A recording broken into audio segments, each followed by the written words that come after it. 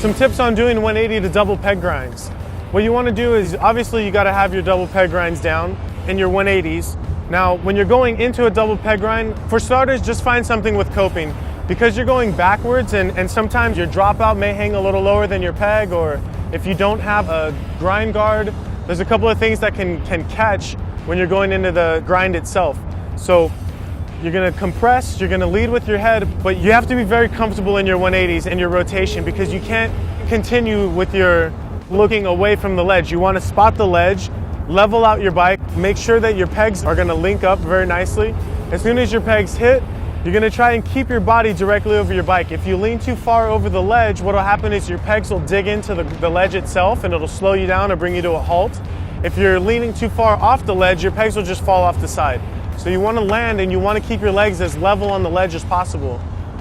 As you're grinding backwards, you're in the zone. You just want to be as comfortable and relaxed. Center over the bicycle, keep your legs level.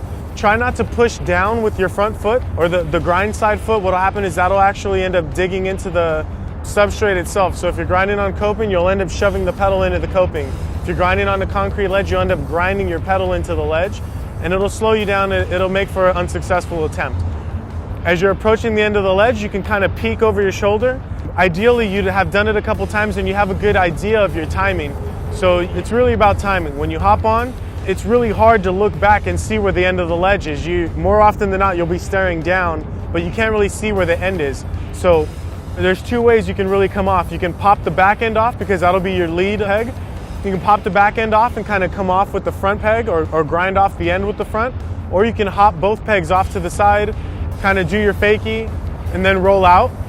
Sometimes what I like to do is pop into my 180 grind backwards, and then pop a 180 off. That'll spare you the whole trying to figure out whether you want to hop off completely or grind off with just the front peg, where you can just kind of whip around. And I feel like that's actually the easiest way to finish off the trick, is to actually 180 out of it at the end. This will lead you in a position where you can just ride away cleanly and land your 180 to double peg grind. So that's how you do it.